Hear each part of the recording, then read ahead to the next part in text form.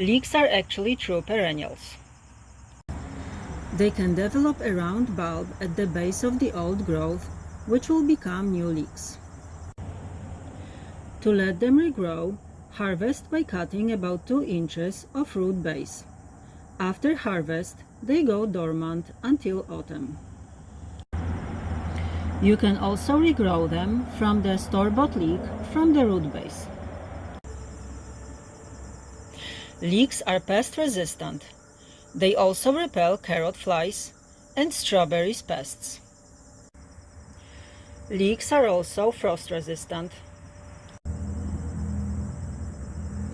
In Poland, it's traditionally used to strengthen nervous system, detox after food poisoning or contact with lead, for anemia, rheumatism, and urinary tract and kidney dysfunction.